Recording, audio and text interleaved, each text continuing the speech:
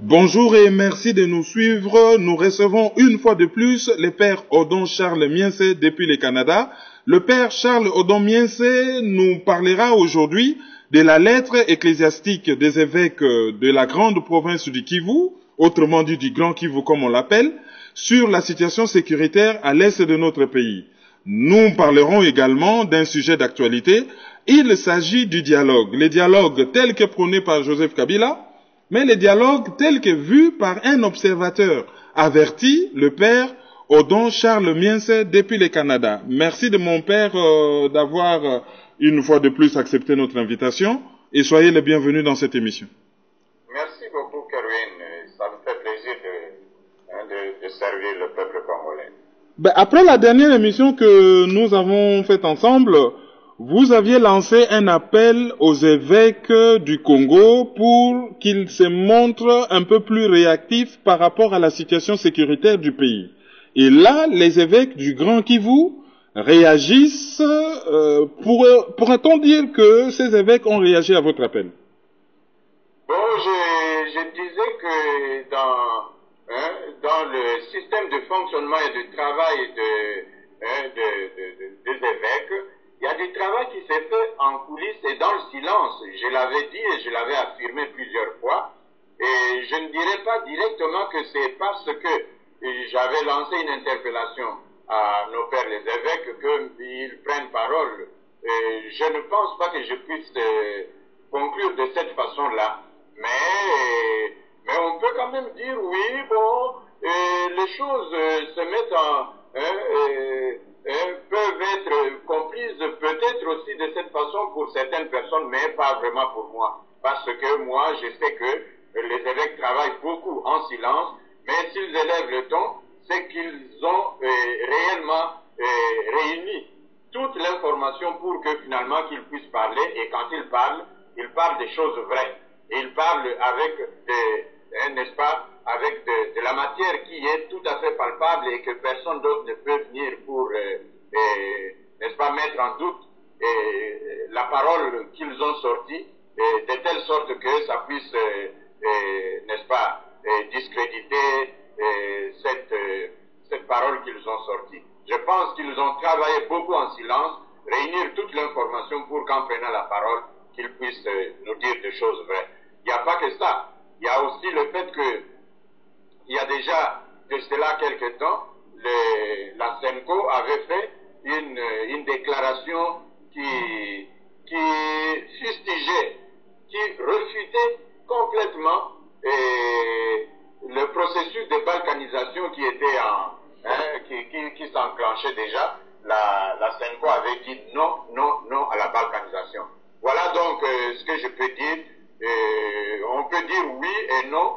Oui parce que pour le commun des mortels, le message vient après mon interpellation. Non, de mon point de vue, parce que les évêques travaillent en silence et ils travaillent beaucoup sur le terrain pour recueillir les informations, et quand ils prennent plutôt parole, ils prennent parole sur base de toutes ces données-là, palpées, n'est-ce pas, très justes. Voilà ce que je peux dire. Mais certaines mauvaises langues peuvent dire qu'il ne s'agit que de paroles, ou si vous voulez des écrits. Ils ont bien diagnostiqué la situation, mais les solutions qu'ils proposent concrètement par rapport aux souffrances de cette population, on ne les sent vraiment pas.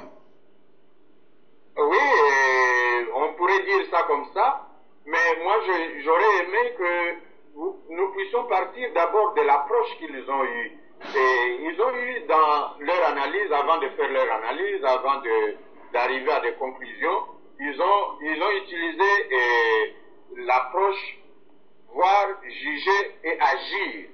Et même dans cette approche-là, les titres qu'ils utilisent dans leur déclaration, on appelle ça la déclaration des évêques de l'Assemblée de la province ecclésiastique de Bukavu, les titres qu'ils utilisent, ils disent notre cri pour le respect absolu de la vie humaine. Je n'irai pas directement à répondre à votre question, n'est-ce pas, de cette façon-là, mais j'aimerais d'abord que nous puissions nous arrêter un tout petit peu sur le sens même de leur message. le titre qu'il donne, notre cri. Mais quel est ce cri? C'est le cri de tous ces peuples en détresse, le cri de toutes ces populations qui sont martyrisées, qui sont massacrées, qui sont chassées de chez eux, qui sont enlevées, de toutes ces femmes qui sont violées, de tous ces enfants et puis de tous ces jeunes qui manquent du travail et qui se font recruter comme des éventuels djihadistes qui se font entraîner, n'est-ce pas, dans des camps, qui se font enrôler et se font entraîner dans des camps de djihadistes et tout ça. Tout ça, ce sont des problèmes réels qui sont sur le terrain et qu'ils ont, n'est-ce pas, qu'ils ont mis sur la place publique. Et rappelons-nous que nous avons déjà aussi M. Honoré Ngwanda qui a parlé de cela il y a cela quelque temps. Il a parlé de tous ces camps d'entraînement pour des jeunes qui se font recruter. Donc les évêques nous rappellent ici des choses qui sont vraies, qui sont réelles. Et ils ont tenu leur rencontre à Béni du 16 au 23 mai de cette année. Et à l'issue de cette rencontre, ils ont donc donné le diagnostic, comme vous l'avez dit, et en partant selon la méthode voir, juger et agir. Qu'est-ce qu'ils ont vu? Se pose-t-il la question. Qu'avons-nous vu et qu'avons-nous entendu? Alors, avant de répondre à cette question, qu'avons-nous vu, qu'avons-nous entendu, on aimerait savoir qui était autour de la table. Autour de la table, il y avait 6 évêques. 6 évêques, Monseigneur François Xavier Maroy, archevêque de Bukavu, et qui est maintenant, il est aussi président de l'Assemblée de la province ecclésiastique de Bukavu. Nous avons eu Monseigneur Théophile Kaboy, évêque de Goma, Monseigneur Melchisedek Sikouli, évêque de Butembo Beni, Monseigneur Willy Ngubi, évêque de Kindu, Monseigneur Sébastien Joseph Mouyengo, évêque d'Ouvira. Là, je signale qu'il est nouvellement nommé évêque d'Ouvira. Monseigneur Placide Lubamba, évêque de Kassongo. Voilà les 6 évêques des 6 diocèses de la grande province ecclésiastique de Bukavu qui ont fait donc ce travail-là. Voilà, et autour d'eux, il y avait tous les autres prêtres ou tous les autres laïcs qui travaillent à la cause, n'est-ce pas, de la vie de la province ecclésiastique. Et qu'ont-ils vu alors? Qu'ont-ils vu alors ces évêques? Oui, ce qu'ils ont vu, c'est le grand problème, le problème de l'heure. D'abord, il faudrait comprendre que cette déclaration est éminemment sécuritaire. C'est une déclaration qui rentre dans le domaine sécuritaire, n'est-ce pas, de la région du Grand Kivu, et qui est en proie à des massacres, et à des enlèvements, à des viols, à des crimes de tous ordres. Et ils reprennent ici que les chiffres finalement de tous les massacres qui se sont commis dans le Grand Kivu, et ils ont repris ici 6 millions de morts, que les Nations Unies avaient déjà, dont les Nations Unies avaient donné les statistiques, mais encore faut-il savoir que depuis le temps qu'on a fait ces statistiques, jusqu'aujourd'hui, les massacres continuent. Donc les 6 millions sont déjà largement dépassés. Il ne faudrait plus aujourd'hui parler de 6 millions de morts.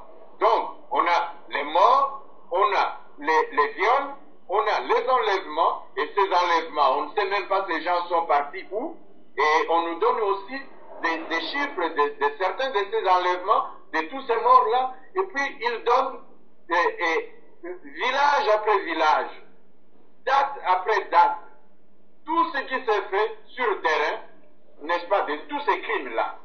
Et ils disent ici, comme en jetant un coup d'œil assez rapide, ils disent depuis le mois disons, à Béni, depuis 2010, il y a eu 837 enlèvements, 837 personnes enlevées dans les territoires, rien que dans le territoire de Béni, depuis 2010. Et nous allons encore un peu plus loin. Et dans le registre des massacres, à part toutes les statistiques qu'ils donnent, village après village, date après date, je ne vais pas entrer dans tous ces détails-là. Je vais donner simplement ici une ligne sur les massacres. Ils disent ici qu'ils ont enregistré les massacres de plus de 419 personnes à Béni et dans le territoire de Béni, entre octobre 2014 et mai 2015. Et tous ces massacres se font dans l'indifférence totale. Voilà ce qu'ils ont vu, c'est ce qu'ils ont entendu. Je ne sais pas, et si je peux continuer encore dans le deuxième volet. Oui, dans le deuxième volet... Votre question tournait autour de la solution qu'ils envisagent. Oui, parce qu'ils ont vu... Une solution prenable ou bien il y a quelque chose à faire d'autre que cela. Est-ce que je peux continuer ou il y a Oui, parce que la question, ils ont vu, ils ont jugé, mais concrètement, qu'est-ce qu'ils font pour que ça change? Qu'est-ce qu'ils font?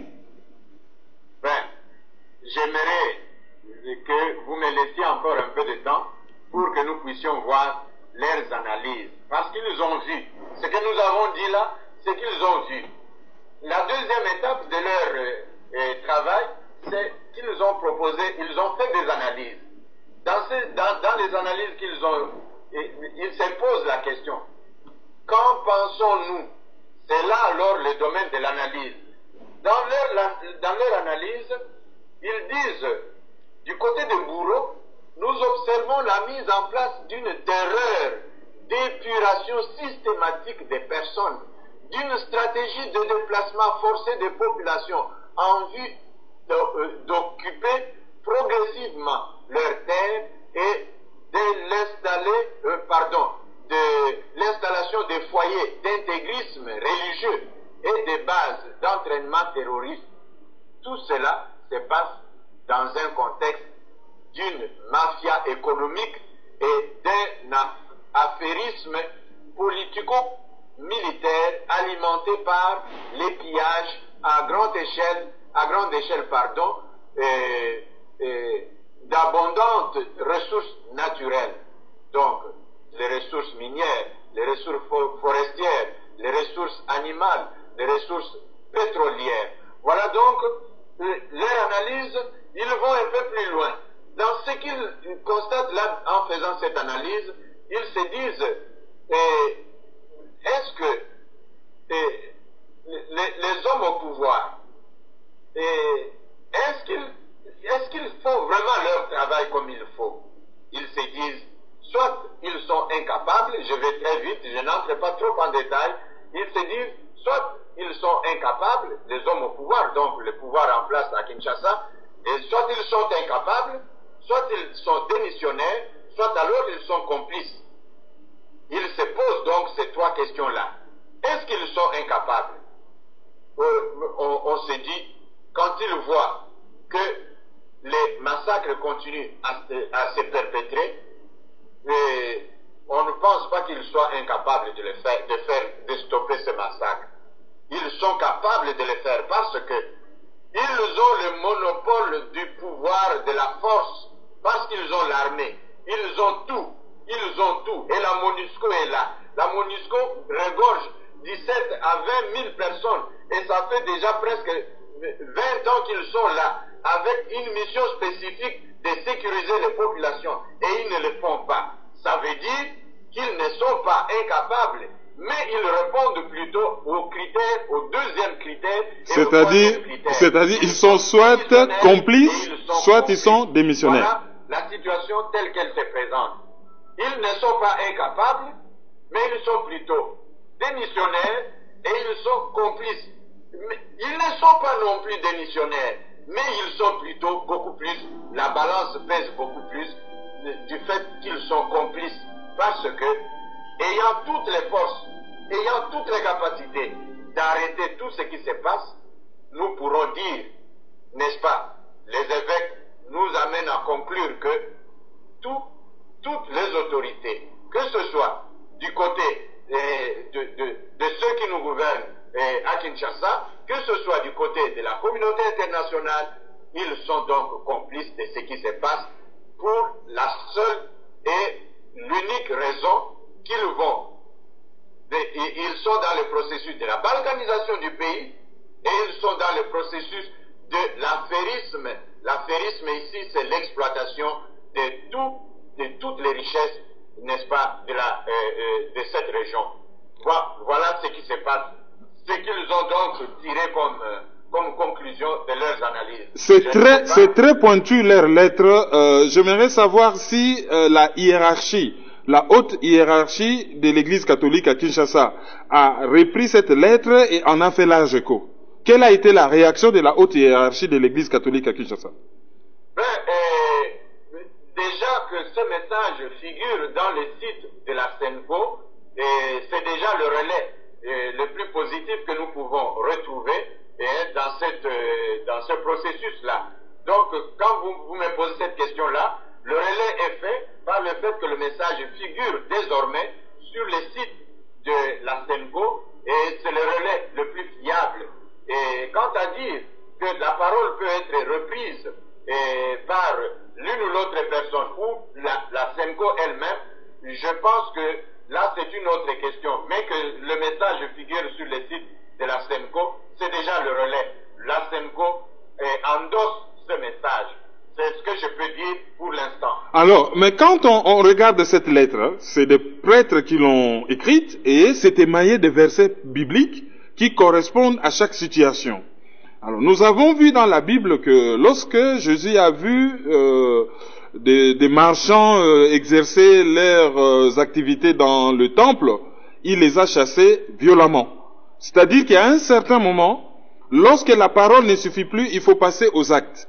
Que vont faire les évêques du Grand Kivu ou de la province ecclésiastique de Bukavu pour mettre fin à cette situation? Parce que, à l'allure où vont les choses, ils risquent de ne plus avoir de poulains. On aura exterminé tout le monde dans cette partie de la République.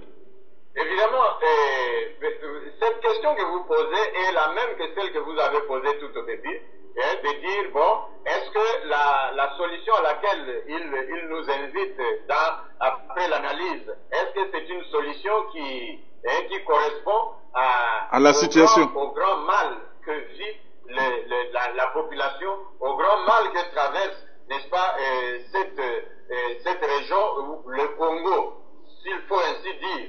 Cette question revient au même. Donc là, nous aboutissons à la troisième étape de leur message. Que faire? Ils disent, ils se posent cette question. Que faire? Et dans le que faire, pour eux, ils invitent les différents acteurs dans la situation que nous vivons.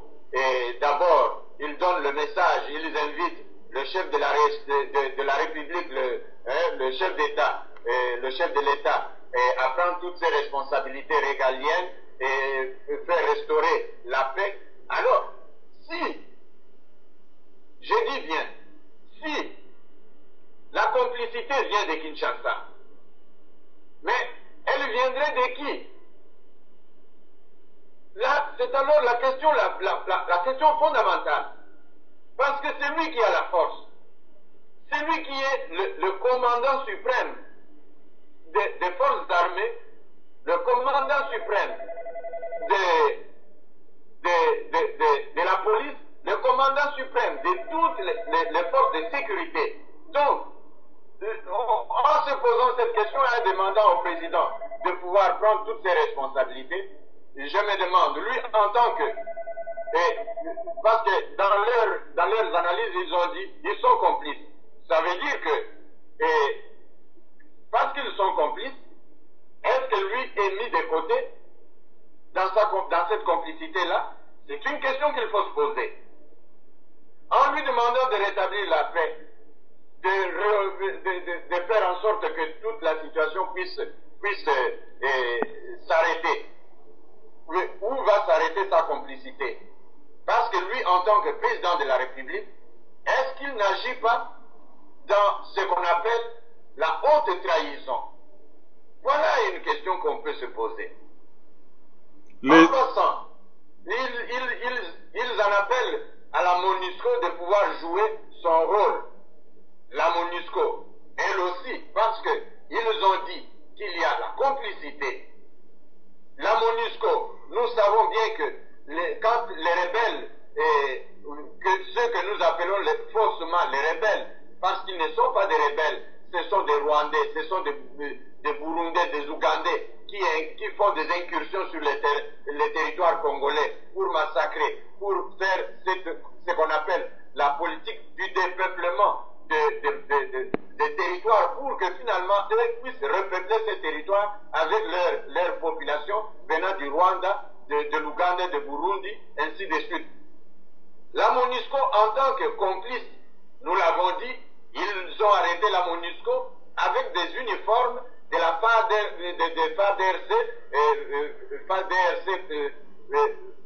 qu'est-ce que j'ai dit? FARDC. FARDC. Ces uniformes qu'ils donnaient, n'est-ce pas, aux soi-disant rebelles, et qui combattaient contre les forces armées zaïro-congolaises. Voilà. La complicité de la MONUSCO a déjà été établie. Va-t-on encore demander à nos bourreaux de nous dire qu'ils nous libèrent alors que c'est eux qui nous attaquent, c'est eux qui montent tous ces complots? Voilà un peu ce que je trouve ce message.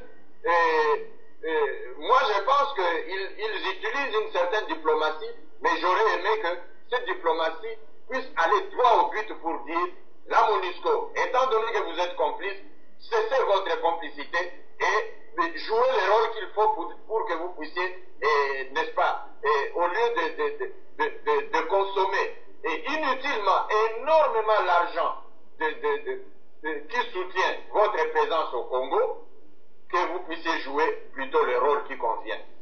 Donc pour le reste, il y a on exhorte aussi le peuple congolais à pouvoir prendre toutes ses responsabilités, mais plutôt beaucoup plus, ils s'appétantissent ici, au rôle que peuvent jouer les élus du Grand Kivu. Les élus, ils font une petite analyse dans leurs calculs. Ils disent: un élu du peuple gagne un salaire de 169 enseignants de l'école primaire. Ce même élu gagne un salaire de 270 militaires des forces armées congolaises. Et ce même élu gagne le salaire équivalent de 7 professeurs de l'université. Mais cet élu-là, ou cet élu, l'élu du peuple, ne fait pas son travail comme il faut. Il ne défend pas les droits des peuples. Donc il s'enrichit pour son propre compte, il ne défend pas les droits du peuple. Et de là donc, ils descendent pour souligner cette présence des djihadistes, ils soulignent cette présence plutôt le rôle que doivent jouer les confessions religieuses pour appeler à la paix, et aussi ils exhortent les fidèles catholiques à pouvoir mettre leur espoir à la Sainte Vierge Marie Mais là aussi j'ai dit, c'est bien beau d'appeler la population dans tout cela, mais ici, l'agir, n'est-ce pas, la troisième étape de notre processus semble un peu plus faible. Les remèdes qu'on doit donner à ces grands maux semblent plus faibles par rapport, n'est-ce pas, aux grands dangers qui continuent encore à guetter le pays. Et c'est ainsi que je vais répondre à votre question. Je pense que les solutions qui sont proposées sont encore ad minima.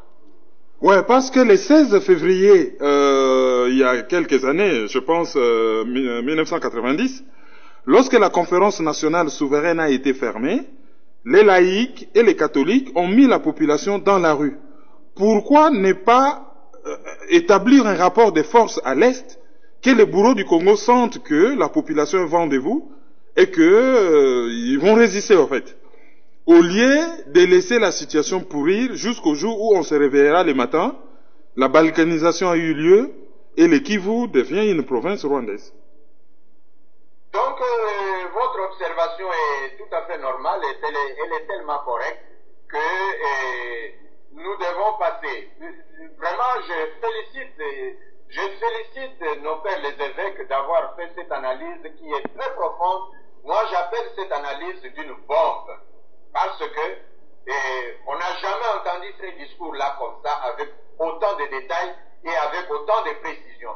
Ça, c'est vraiment une bombe. Et c'est une bombe et toutes les forces politiques, n'est-ce pas, toutes les classes sociales devraient se saisir de ces dossiers. Toute la société civile devrait prendre cette bombe, l'analyser. Tous les états-majors devraient s'asseoir autour de cette donne que nous met sous la main la conférence, plutôt l'assemblée des évêques du Grand Kivu. Mais nous avons là le matériel. Nous avons le matériel sous la main. Et c'est le moment de voir comment on peut faire pour que toutes nos populations, du nord au sud, de l'est à l'ouest, n'est-ce pas, au centre, que tout le monde, nous puissions nous saisir de ce document, que l'on puisse en faire un matériel pour l'éducation civique, pour l'éducation politique de nos populations, pour dire un homme, une personne en plus qui meurt, c'est encore et encore un fils ou une fille du Congo qui meurt, c'est un sang de plus versé, nous n'en avons pas besoin, et n'est-ce pas, tout le monde, qu'on puisse se saisir de notre droit, le droit citoyen, de dire plus jamais ça, que l'on puisse dire, comme le 16 février, n'est-ce pas, 1992, nous avions dit non, nous sortons tous pour réclamer nos droits. Le seul pouvoir que la loi nous autorise, c'est celle de dire, nous allons nous mettre dans la rue pour dire, plus jamais ça, nous avons besoin plutôt que nos droits soient respectés. Et respecter le respect de la vie humaine, comme le cri des évêques nous dit ici, notre cri pour le respect absolu de la vie humaine ne peut se faire que par cette réclamation, n'est-ce pas, de la population de façon spontanée dans tous les pays à travers la République. Voilà ce que je peux dire, mon frère Kerwin Maïso.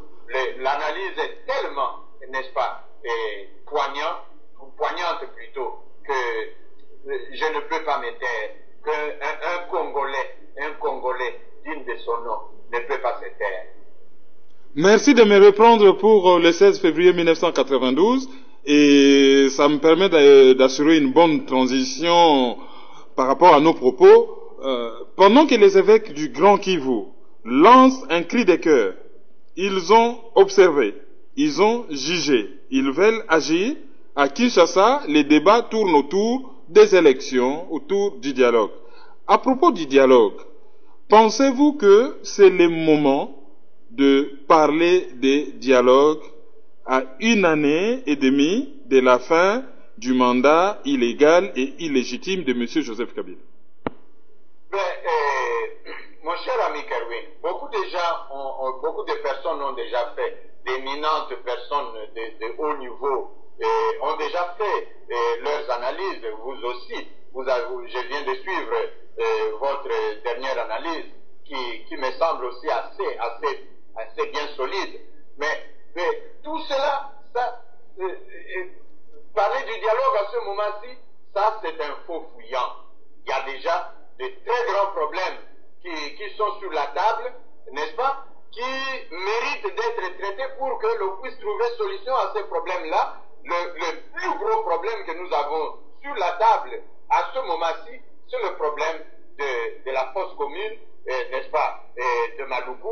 Il y a aussi une autre fosse commune à Kibembe, à Lubumbashi. Il y a le massacre qu'on continue à perpétrer dans le Grand Kivu, à Beni. Et ça se continue, ça continue. Et il y a eu des massacres et des viols à Mwanda. Et on a dit que ce sont les forces armées congolaises qui ont massacré à Mwanda. Et j'ai suivi même l'ancien ministre de l'Intérieur, ou plutôt le ministre de l'Intérieur, Kissa Evaïs Bochab, qui confirmait que c'était les forces armées congolaises qui ont fait des massacres à Mwanda. Mais que ce soit une personne, que ce soit 2 ou 3 personnes, c'est toujours le sang humain. On n'a pas besoin qu'on puisse continuer à massacrer impunément le peuple congolais comme si on n'avait pas de dirigeants dans ce pays. Et d'ailleurs, ce sont ces dirigeants-là qui nous gouvernent par défi. Donc, pour l'instant, le dialogue, c'est un faux fuyant. Donc, ils veulent détourner les populations vers autre chose, les distraire pour que l'on ne puisse pas continuer à mettre la pression sur tous ces crimes et tous ces manques de respect dans les charniers de Malukula, qu'on puisse faire les enquêtes. Donc, ils veulent détourner l'attention des populations, l'attention de tout le monde, pour qu'on ne puisse pas encore mettre la pression là-dessus. Ça, c'est une chose. Une deuxième chose, c'est que le calendrier électoral tel que fait, c'est un calendrier qui ne va jamais se réaliser. Et avec tout ce qui se prépare, tout ce qui se voit, il est impossible que dans ce laps de temps qui nous reste, avec toute l'insécurité qui règne, mais pratiquement, que ce soit du côté de l'Est, beaucoup plus à l'Est, et aussi maintenant du côté de l'Ouest, et encore à Kinshasa, avec tous ces massacres, et avec cette histoire du 19, 20, 21 janvier, tout cela, ce sont toujours les éléments d'insécurité qui continuent à peser sur ces gens qui nous gouvernent par défi, qui ne seront pas à mesure d'organiser les élections. Et en allant plus loin encore, et tous les ingrédients sont réunis pour que l'impossibilité de l'organisation des élections soit prouvée, n'est-ce pas, noir sur blanc. Ce qu'ils sont en train de faire, c'est de distraire les gens.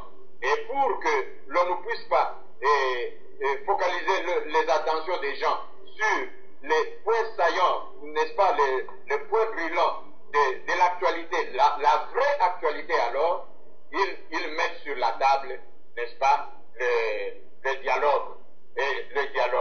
Et voilà, la légèreté même de la classe politique congolaise, voilà, ils se ruent tous, pratiquement tous, autour du thème qui leur est mis sur la table, et ils quittent le véritable problème. Donc le dialogue, ce dialogue-là, ce n'est pas un dialogue. Quand on doit revenir en arrière, et le dialogue lui-même, quand on nous parle du dialogue, le dialogue c'est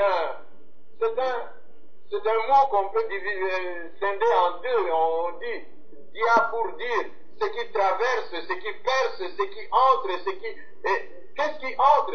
C'est la parole. La parole, quand elle entre, elle sort d'ailleurs d'un émetteur.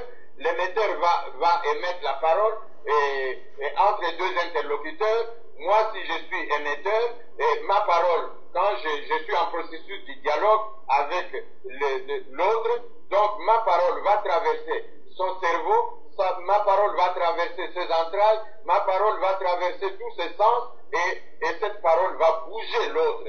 Et en bougeant l'autre, n'est-ce pas, cette parole va remuer l'intérieur de l'autre pour qu'il quitte sa position initiale, de sorte que lui aussi, en réagissant, il va me bousculer à l'intérieur de moi-même pour que nous deux, nous puissions avoir ce qu'on appelle finalement, au bout du dialogue, ce qu'on appelle la conversion.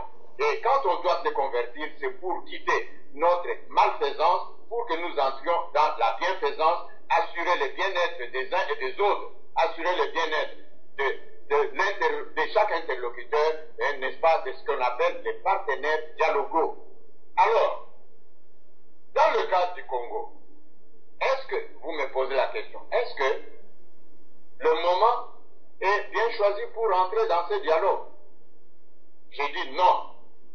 Le pays est sous occupation, on ne peut pas faire le dialogue avec le bourreau qui nous occupe et qui nous écrase, qui nous tue et qui nous massacrent et qui occupent notre pays pour un processus dans un but de la balkanisation.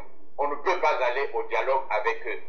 La première chose, c'est de dire, mobilisons-nous pour chasser, bouter hors du pays, bouter hors des frontières de notre pays, et les occupants, et après seulement, nous allons nous mettre nous-mêmes pour que nous puissions, autour de la table, trouver, n'est-ce pas, un consensus pour que nous voyions qu'est-ce que nous pouvons proposer pour la vie de demain, pour notre pays. Voilà ce que je peux dire. Et cela, nous l'avions déjà fait. Je ne vais pas revenir ici dans ces dialogues, le dialogue, des semblants de dialogue que nous avons, que le pays a déjà eu à subir. Je ne dis pas que le pays a vécu le dialogue. Le pays a subi des faux dialogues. Les dialogues, n'est-ce pas, pour aboutir à ces dialogues de Sun City. On a commencé par le dialogue de Lusaka, l'étape de Lusaka, on est passé à Gaborone, de Gaborone on est passé à Pretoria, de Pretoria on est passé à Sun City pour conclure à ce qui a donné l'AFDEL, et l'AFDEL qui nous a conduit à couper court au véritable dialogue qu'il y avait au pays. Le véritable et le seul dialogue qu'il y avait au pays, c'est autour de la CNS, la Conférence nationale souveraine, qui réunissait les fils et les filles du pays qui ont débattu pendant des mois des sérieux problèmes du pays pour un avenir sérieux. Ils avaient mis des balises pour, n'est-ce pas, commencer une nouvelle république après le départ de Mobutu. Ils avaient donc mis des balises pour une nouvelle république, n'est-ce pas, avec des éléments de toutes les analyses sociales, sécuritaires, n'est-ce pas, économiques et tout ce qu'il fallait pour que finalement qu'on relance la vie d'une nouvelle république après le départ de Mobutu. Et voilà que l'AFDEL arrive avec Laurent Désiré Kabila. Il enterre tous les travaux de la conférence nationale souveraine. Si nous avons donc à envisager un dialogue, nous n'avons pas d'autre dialogue à faire. Il faut encore tirer les tiroirs de ce que nous avons eu à la conférence nationale souveraine, actualiser tous ces éléments de toutes les analyses que nous avions faites déjà, et puis gagner le temps, et épargner le pays de faire encore beaucoup d'autres dépenses pour de longues conférences, de longues périodes de dialogue. Le dialogue a déjà eu lieu. Il faut simplement actualiser toutes les données que nous avons, que le pays possède. Ça traîne, ça moisit dans les tiroirs. Voilà le seul dialogue que nous avons. Et il y a d'autres schémas que nous pouvons proposer. Nous n'avons pas le temps ici de pouvoir les dire en public. Merci. Alors, nous allons passer à autre chose, à des questions subsidiaires. Ces derniers temps, on a constaté qu'il y a beaucoup d'Africains qui meurent dans la Méditerranée. Ils quittent l'Afrique pour aller chercher un mieux-être en Europe. Qu'est-ce qui peut expliquer, au-delà de la pauvreté, ces grands mouvements de masse des populations d'un continent vers l'autre? Parce que la pauvreté n'explique pas tout. La pauvreté n'explique pas tout, mais elle est aussi au centre de tout cela. Mais avant que la pauvreté ne s'érige en système, il y a le fait de la mainmise de toutes ces grandes puissances, comme ça s'est fait chez nous d'ailleurs, mais vous êtes un analyste et vous savez ce qui se passe. Et nous sommes dans un contexte de ce qu'on appelle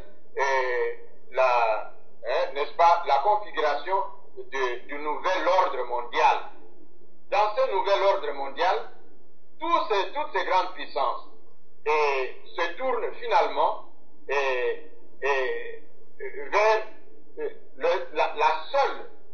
la seule terre africaine qui regorge d'énormes richesses alors. Parce que chez eux, ils ont pratiquement déjà presque épuisé tout ce qu'ils avaient, ou encore ils gardent, comme aux États-Unis d'Amérique, ils gardent, ils appellent ça la réserve fédérale, ils gardent cela pour des millions d'années plus tard pour leurs enfants, arrière, petits-enfants, mais alors, il faut aller épuiser les richesses d'ailleurs. Et ailleurs, leur ailleurs, c'est l'Afrique. Alors, pour qu'ils épuisent nos richesses, ils nous imposent d'abord les dirigeants que nous n'avons pas élus. Ils nous imposent ces dirigeants qui sont leurs hommes de main. Et puis, ils manipulent ces gens-là, et ces gens nous maltraitent sous leurs yeux, et ils regardent, pour eux, les droits de l'homme, c'est simplement, si ça se passe chez eux, si le massacre se passe chez eux, on va alors agiter ce qu'on appelle les droits de l'homme. Mais si ça se passe chez nous, non, ça se passe en silence. Le peuple d'Afrique, c'est un peuple laissé pour compte, il n'a pas le droit d'exister, donc on peut le massacrer comme on veut. Parce que, en exploitant les richesses, donc ils trouvent leur compte. Les grands enjeux, c'est cela. Les grands enjeux, c'est cela. Donc, en déstabilisant toutes nos populations, tous les pays d'Afrique, tous les continents se retrouvent, n'est-ce pas, complètement déstabilisés. Alors, on a fait miroiter depuis plusieurs années, depuis des siècles, que voir l'Europe, c'est le paradis. Et voilà, et c'est ce qui explique le grand mouvement migratoire, qui est beaucoup plus un mouvement migratoire. Aussi pour la sécurité, aussi pour la sécurité alimentaire, aussi pour la sécurité dans à tous les niveaux. Le mieux-être, on veut bien le trouver en Europe. L'Europe, déjà, on sait l'espace de l'Europe, comment cet espace est. Alors, tous ces mouvements migratoires, tous ces gens-là, ils vont vivre où? Et quand on regarde toutes les solutions ad minima qu'ils prennent, l'Union européenne, toutes ces solutions ad minima qu'ils prennent pour dire ils vont se partager, n'est-ce pas, ils vont faire le quota pour se partager ceux qui demandent, les demandeurs d'asile, et ceux qui demandent l'asile, ils vont l'accueillir. Mais d'autres qui viennent pour des raisons économiques, d'autres qui viennent pour d'autres raisons encore qu'on ne peut pas évoquer ici, ils feront quoi? Et voilà que, ils disent, ils vont arraisonner des bateaux, ils vont détruire, n'est-ce pas, certains bateaux de fortune, déjà dès l'origine. Mais au lieu de faire tout cela, moi je dis plutôt, allez résoudre le problème à la racine. Revenons à la table de négociation pour dire, nous allons renégocier tous les contrats d'exploitation de nos terres, tous les contrats d'exploitation de nos minéraux, pour que nous puissions agir finalement d'égal à égal, que nous disions gagnant-gagnant, vous avez besoin de ceci, nous avons des terres, nous avons des richesses, donnez-nous la technologie, que nos jeunes restent chez nous, que nous puissions développer tout ce qui est possible d'être développé chez nous, de sorte que nous puissions avoir aussi un espace vital qui accueille, qui puisse promouvoir, n'est-ce pas, l'épanouissement de nos jeunes chez nous. De cette façon-là seulement, on va arrêter tous ces flux migratoires. Mais je dis bien, les migrations ont toujours existé depuis l'existence de l'homme sur la terre. Mais quand ça devient récurrent, quand ça devient de foule, à tel point qu'on n'arrive même plus à les contrôler, là c'est un problème. Et là nous sommes donc dans ce problème-là, où les grands avalent les petits. Donc tous ces grands-là qui veulent nous avaler, nous n'avons pas besoin qu'ils nous avalent. Qu'ils nous restent, qu'ils nous respectent plutôt, et que chaque pays d'Afrique et chaque pays du Sud puisse avoir un mieux-être chez lui, et que les fils et les filles de ce pays puissent, n'est-ce pas, mieux s'épanouir chez eux, et si nous avons à traiter, qu'on traite d'égal à égal. Ils trouveront la paix, nous trouverons la paix, et que nous mourrons encore moins. Et encore, un appel plutôt à nos frères, à nos sœurs d'Afrique. Cessez de continuer toujours à faire ces déplacements-là. Plutôt pour que le mieux-être soit trouvé chez nous. Voilà ce que je peux dire. Je n'ajoute pas autre chose. Voilà. Alors pour clôturer cette émission, une réaction vraiment brève ou à un dossier qui vous concerne. parce que vous vivez au Canada. Il y a un citoyen, disons, d'origine rwandaise, né au Congo, François Bougindo, qui est un brillant journaliste, qui passait dans beaucoup de médias canadiens, et dont on vient de se rendre compte depuis 20 ans qu'il produisait des reportages mensongers, et que la plupart de ce qu'il racontait, il n'a jamais été sur le terrain. Des fois, c'est des faits non vérifiés, des faits non vécus. Enfin, quelqu'un qui a brillé par des mensonges catastrophiques. Quelle réaction avez-vous, vous qui vivez au Canada, par rapport à ces as du journalisme dont le travail s'est avéré être du pipeau? Je pense que les auditeurs peuvent se rappeler de ce que M. Honoré Mbanda a dit en caractérisant le Rwandais dans leur mode de fonctionnement. Il disait qu'ils sont imbus de la tactique du mensonge. Il a appelé ça dans le Kinyarwanda Ubwegwe. Le Ubwegwe, c'est très fréquent chez les Rwandais. Pierre Payan aussi a écrit un livre là-dessus. Que ce qu'ils disent, ce qu'ils déditent, c'est vraiment la vérité et ils nous font adhérer. Des milliers, des millions de personnes derrière leur opinion ou leurs opinions et ils tirent ainsi le bénéfice de ce mensonge. Voilà ce que je peux dire. Mais François Bougingo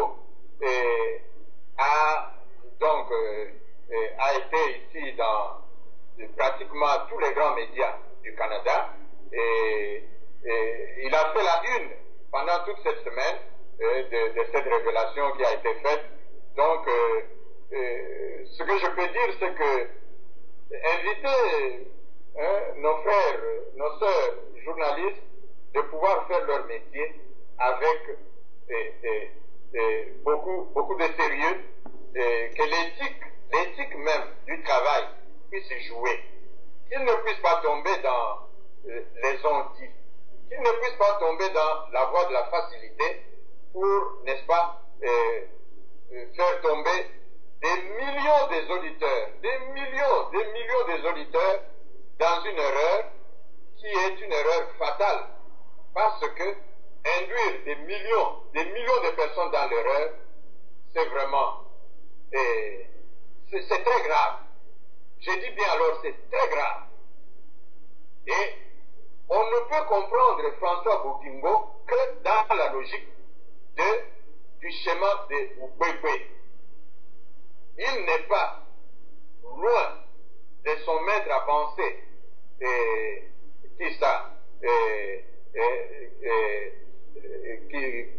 Kagame, qui, en parlant de tout le massacre du génocide rwandais, il a fait tourner les choses en sa faveur, se couvrant lui-même comme victime, alors qu'il était lui-même le bourreau. Tu vois, c'est le même mensonge. Et on ne peut pas lire cela autrement.